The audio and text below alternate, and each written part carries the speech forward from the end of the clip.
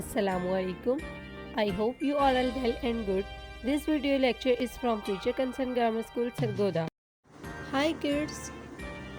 Today we will learn about 4. It's a 4. Number 4. Let's see how to write number 4.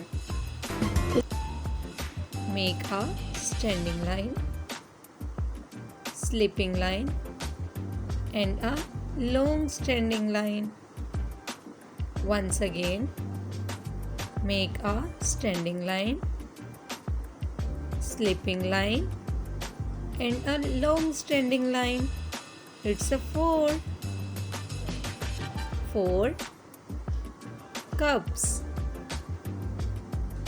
4 bags, and a 4 stars. I hope you have understood. Thanks for watching. Allah Hafiz.